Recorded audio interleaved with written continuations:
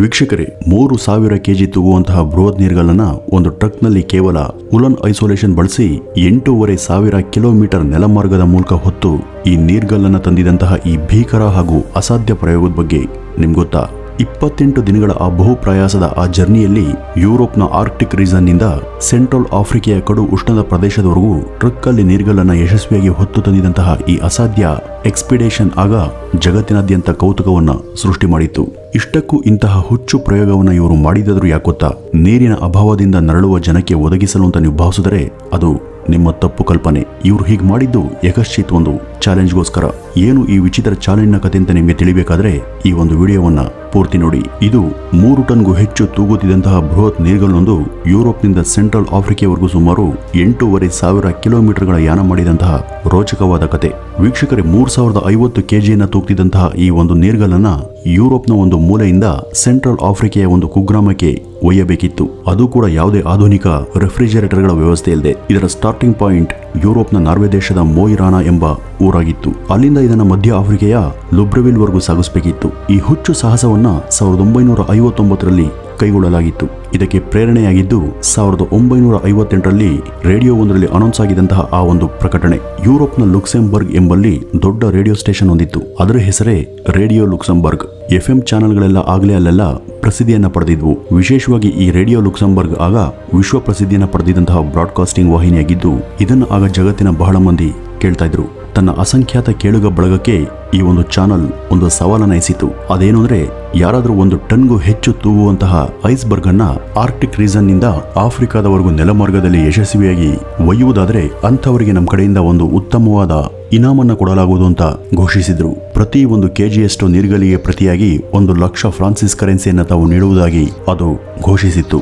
ಅಂದ್ರೆ ಇದು ಈಗಿನ ಲೆಕ್ಕಕ್ಕೆ ಸುಮಾರು $16,000 ಅಂದ್ರೆ ಭಾರತೀಯ ಕರೆನ್ಸಿಯಲ್ಲಿ ಇದು 11,86,000 ಪ್ರತಿ ಕೆಜಿಯಷ್ಟು ಐಸ್ಬರ್ಗಿನ ತುಂಡಿಗೆ $16,000 ಅಂದ್ರೆ ಭರ್ತಿ 3 ಟನ್ ತೂಗುವ ಐಸ್ಬರ್ಗ್ಗೆ $48 ಮಿಲಿಯನ್ ನಷ್ಟಾಗುತ್ತೆ. ವೀಕ್ಷಕರು, ಇದು ಅವತ್ತಿಗೆ ಊಹೆ ಕೂಡ ಮಾಡಲಾರದಷ್ಟು ದೊಡ್ಡ ಮೊತ್ತವಾಗಿತ್ತು. ಇಷ್ಟು ದೊಡ್ಡ ಬಹುಮಾನವಿದ್ದ ಈ ಒಂದು ಟಾಸ್ಕ್ಗೆ ಕೆಲವು ಕಠಿಣ ರೂಲ್ಸ್ಗಳು ಇದ್ವು. ಮೊದಲ ರೂಲ್ ಏನು ಅಂದ್ರೆ, ಇಡೀ ನೀರ್ಗಲ್ಲನ್ನ ಒಂದೇ ಪೀಸಿನ ರೂಪದಲ್ಲಿ ಹೊತ್ತೊಯ್ಯಬೇಕು. ಇನ್ನು ಎರಡನೇದು, ಇದನ್ನ ನೆಲಮಾರ್ಗದಲ್ಲಿ ಮಾತ್ರವೇ ಸಾಗಿಸಬೇಕು. ಮೂರನೇ ಹಾಗೂ ಎಲ್ಲಕ್ಕಿಂತ ಕಠಿಣವಾದ ಈ ಒಂದು ರೂಲ್ ಏನು ಅಂದ್ರೆ, ಈ ಒಂದು ನೀರ್ಗಲ್ಲಿಗೆ ಯಾವುದೇ ವಿಧವಾದ ಆಧುನಿಕ ಶೈತ್ಯೀಕರಣದ ವ್ಯವಸ್ಥೆಯನ್ನ ಮಾಡದೆ ಹಾಗೇನೆ ಕೊಂಡೊಯ್ಯಬೇಕು. ಅಂದ್ರೆ ಯಾವುದೇ ರೀತಿ ರೆಫ್ರಿಜರೇಟರ್ಗಳ ವ್ಯವಸ್ಥೆ ಇರಬಾರದು. ಅಷ್ಟು ಸುದೀರ್ಘ ಅವಧಿಯಲ್ಲಿ ತಾಪಮಾನದ ಏರಿಳಿತಕ್ಕೆ ಸಿಲುಕುವಂತಹ ಈ ನೀರ್ಗಲ್ಲು ಯಾವುದೇ ರೆಫ್ರಿಜರೇಟರ್ ಇಲ್ಲದೆ ಹೇಗೆ ತಾನೇ ಸರ್ವೈವ್ ಆಗೋದಕ್ಕೆ ಸಾಧ್ಯ? ಇದೇ ಕಾರಣಕ್ಕೆ ರೇಡಿಯೋ ವಾಹಿನಿ ಇಷ್ಟು ದೊಡ್ಡ ಮೊತ್ತದ ರಿವಾರ್ಡ್ ಅನ್ನ ಘೋಷಣೆ ಮಾಡಿದ್ದು. ಯಾಕೆಂದ್ರೆ ಇದು ಬಹುಮಟ್ಟಿಗೆ ಅಸಾಧ್ಯವಾದ ಟಾಸ್ಕ್ ಆಗಿತ್ತು. ಅಷ್ಟು ದೂರದ ಯುರೋಪ್ನಿಂದ ಮಧ್ಯ ಆಫ್ರಿಕೆವರೆಗೂ ಇದನ್ನ ಸಾಗಿಸೋದು ಅಂದುಕೊಂಡಷ್ಟು ಸುಲಭದ ಮಾತಲ್ಲ. ಯುರೋಪ್ನ ಶೀತದಲ್ಲಿ ಹೇಗೋ ಇದು ಸರ್ವೈವ್ ಆದ್ರೂ ಕೂಡ ಆಫ್ರಿಕೆಯ ಸಹಾರಾ ಮರುಭೂಮಿಯಲ್ಲಿ ಇದಕ್ಕೆ ಕಂಟಕ ಖಚಿತ.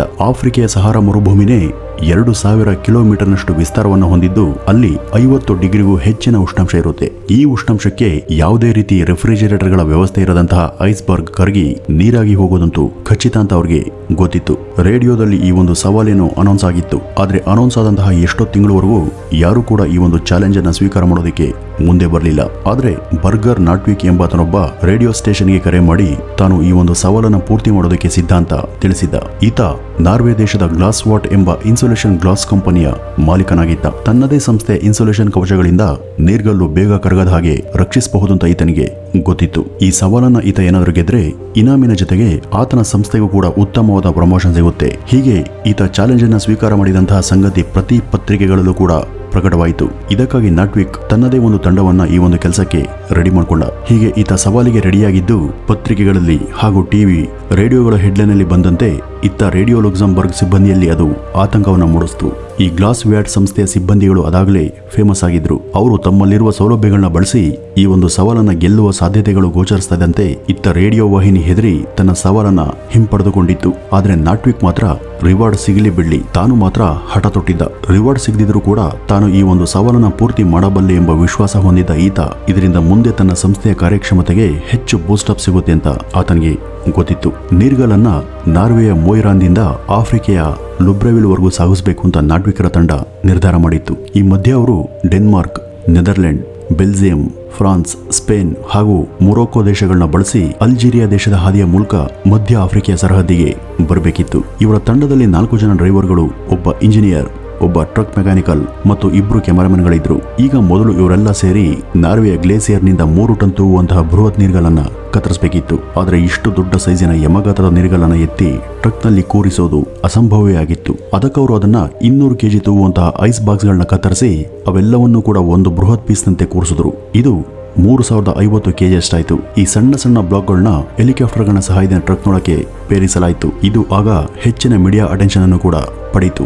1000 ವರ್ಷ ಹಳೆಯದಾದ ನೀರ್ಗಲನ್ನ ಕತ್ತರಿಸಿ ಯಾರು ಕೂಡ ಊಹೆ ಮಾಡದ ಯಾನವೊಂದಕ್ಕೆ ಬಳಸಿಕೊಳ್ಳಲಾಗ್ತಿದೆ ಎಂಬ ಕೌತುಕದ ಹೆಡ್ಲೈನ್ಗಳು ಯುರೋಪಿನ ಬಹುತೇಕ ಮಾಧ್ಯಮಗಳಲ್ಲಿ ಬಿತ್ತರವಾದವು. ಈ ಸುದ್ದಿ ಜನಜನಿತವಾದಂತೆ ಕೆಲ MNC ಕಂಪನಿಗಳು ಈ ಒಂದು ಟಾಸ್ಕ್ಗೆ ಅನುಕೂಲವಾಗುವಂತಹ ನಾಟ್ವಿಕ್ ತಂಡಕ್ಕೆ ಹಲವು ಸರಕುಗಳ ಪೂರೈಕೆಯ ಸ್ಪಾನ್ಸರಿಂಗ್ಗೆ ಮುಂದಾದವು. ಶೆಲ್ ಸಂಸ್ಥೆ ಈ ಯಾನಕ್ಕೆ ತಗುಲುವಂತಹ ಫ್ಯೂಯಲ್ ಪೂರೈಕೆಗೆ ಮುಂದೆ ಬಂತು. ಸ್ಕಾನಿಯಾ ಎಂಬ ಸಂಸ್ಥೆ ತನ್ನದೇ ಬೃಹತ್ ಟ್ರಕ್ ಒಂದನ್ನ ಈ ಯಾನಕ್ಕಾಗಿ ನೀಡಿತು. ಹೆಲಿಕಾಪ್ಟರ್ನ ಸಹಾಯದಿಂದ 200 ಕೆಜಿಯ ಬ್ಲಾಕ್ಗಳನ್ನೆಲ್ಲ ಒಂದ್ ಕಡೆ ಸೇರಿಸಿ ಅವುಗಳನ್ನ ಶೈತ್ಯೀಕರಿಸಿ ಒಂದು ಸಿಂಗಲ್ ಪೀಸ್ನ ಸ್ವರೂಪಕ್ಕೆ ತರಲಾಯಿತು. ಇದರ ಸುತ್ತಲೂ ತಮ್ಮದೇ ಸಂಸ್ಥೆ ಗ್ಲಾಸ್ ಹೋಲ್ನ ಐಸೋಲೇಷನ್ ಕವಚವನ್ನು ಸುಭದ್ರವಾಗಿ ಕವರ್ ಮಾಡಲಾಯಿತು. ಈ ಐಸೋಲೇಷನ್ ಕಾರ್ಯ ಮುಗಿದಿದ್ದ ಹಾಗೆ ಈ ರಣರೋಚಕ ಯಾನ ಹೊರಡುವಂತಹ ದಿನಕ್ಕೆ ಮುಹೂರ್ತ ಸನ್ನಿಹಿತವಾಯಿತು. ವೀಕ್ಷಕರದು 1959 ಫೆಬ್ರವರಿ 22ನೇ ತಾರೀಕು ನಾರ್ವೆಯ ಮೋಯಿರಾನದಿಂದ ನೀರ್ಗಲನ್ನ ಹೊತ್ತ ಟ್ರಕ್ನ ಯಾನ ಶುರುವಾಗೇ ಬಿಡ್ತು. ಆರಂಭದ ಜರ್ನಿ ಆರಾಮಾಗೇ ಇತ್ತು. ಕಾರಣ ನಾರ್ವೆಯಂತಹ ತಂಡ ಪ್ರದೇಶದ ಶೀತ ಹವೆ ಹಾಗೂ ಅಲ್ಲಿನ ಗಟ್ಟಿ ರಸ್ತೆಗಳು ಪ್ರಯಾಣವನ್ನ ಸುಖಕರವಾಗಿಸಿದ್ವು. ಹೇಗೂ ಇದು ಗ್ಲೋಬಲಿ ಸುದ್ದಿಯಾಗಿತ್ತಲ್ಲ, ಈ ಕಾರಣಕ್ಕೆ ಹೋದ ಕಡೆಯೆಲ್ಲ ಜನ ಇದರ ಬರುವಿಕೆಗಾಗಿ ಕಾಯ್ತಾ ಇದ್ರು. ಇದು ಪ್ಯಾರಿಸ್ ಅನ್ನ ತಲುಪಿದಾಗ ಅಲ್ಲಿನ ಪೊಲೀಸ್ ಇದಕ್ಕೆ ಭದ್ರವಾದ ಪ್ರೋಟೋಕಾಲ್ ಕೂಡ ಒದಗಿಸಿದ್ರು. ವಾರಗಟ್ಟಲೆ ಯಾನದ ಬಳಿಕ ಇದು ಯುರೋಪ್ನ ಗಡಿಗೆ ಸಮೀಪವಾದಾಗ ಇಡೀ ಟ್ರಕ್ ಅನ್ನು ಅಲ್ಲಿ ಬೃಹತ್ ಕ್ರೇನ್ ಮೂಲಕ ಎತ್ತಿ ಸಾಗಿಸಬೇಕಾದ ಅನಿವಾರ್ಯತೆ ಉಂಟಾಯಿತು. ಕಾರಣ ಅದು ಸಮುದ್ರಯಾನ. ಅಲ್ಲಿ ಟ್ರಕ್ ಅನ್ನ 106 ಕಿಲೋಮೀಟರ್ವರೆಗೂ ಕ್ರೇನ್ನಿಂದಲೇ ಎತ್ತಿ ಸಾಗಿಸಬೇಕಿತ್ತು. ಈ ಸಮಯದಲ್ಲಿ ವಾಯುಭಾರದ ಕುಸಿತಕ್ಕೆ ಎಲ್ಲಿ ಐಸ್ ಬರ್ಗ್ ಕರಗುವುದು ಅಂತ ಎಲ್ಲರಲ್ಲೂ ಕೂಡ ಭಯ ಇದ್ದೇ ಇತ್ತು. ಅಂತೂ ಸಮುದ್ರಯಾನ ಮುಗಿಸಿ ಆಫ್ರಿಕೆಯ ರಸ್ತೆಗೆ ಟ್ರಕ್ ಇಳಿದಾಗ ಅಲ್ಲಿನ ಉಷ್ಣತೆಗೆ ಅದರ ಇಂಜಿನ್ ಹೀಟ್ ಆಗಿ ಅಪಾಯವಾಗುವ ಸಂಭವದ ಜೊತೆಗೆ ಆ ಒಣ ಹವೆಗೆ ಟ್ರಕ್ ಒಳಗಿದ್ದ ತಂಡದವರ ಆರೋಗ್ಯ ಕೂಡ ಏರುಪೇರಾಗುವ ಭಯ ಇತ್ತು. ಸಾಲದಕ್ಕೆ ಆಫ್ರಿಕೆಯ ಒಳಹೋದಂತೆಲ್ಲ ಅರಾಜಕತೆಯಿಂದ ತಾಂಡವವಾಡುತ್ತಿದ್ದಂತಹ ಅಲ್ಲಿನ ಎಷ್ಟೋ ಪ್ರಾಂತ್ಯಗಳಲ್ಲಿ ಇನ್ನೂ ಯುದ್ಧಗಳು ನಡೀತಾನೆ ಇದ್ವು. ಇಲ್ಲೆಲ್ಲ ಯುರೋಪ್ ಮೂಲದ ಈ ಟ್ರಕ್ ಪ್ರಯಾಣ ಮಾಡಬೇಕಿತ್ತು. ಈ ಸಮಯದಲ್ಲಿ ಇದು ಅಲ್ಲಿನ ಹೋರಾಟಗಾರರ ಜಪ್ತಿಗೆ ಒಳಗಾಗುವಂತಹ ಭಯ ಕೂಡ ಇದ್ದೇ ಇತ್ತು. ಆದ್ರೆ ಹಾಗಾಗ್ಲಿಲ್ಲ. ಈ ಯಾನವೇನೋ ಅದ್ಭುತವಾಗಿಯೇ ಇತ್ತು. ಆದ್ರೆ ಅವರಿಗೆ ನಿಜವಾದ ಕಷ್ಟ ಎದುರಾಗಿದ್ದು ಅಲ್ಲಿಯ ದೈತ್ಯ ರಾಕ್ಷಸ ಮರಳುಗಾಡಾದಂತಹ ಸಹಾರವನ್ನ ತಲುಪಿದಾಗ. ಸಹಾರ ಜಗತ್ತಿನ ಅತಿ ದೊಡ್ಡ ರುದ್ರ ಭಯಂಕರ ಮರಳುಗಾಡು. ಇಲ್ಲಿ ಟ್ರಕ್ನ ಟೈರ್ಗಳು ಎಲ್ಲಂದರಲ್ಲಿ ಕುಸಿದು ಹೋಗ್ತಾ ಇದ್ವು.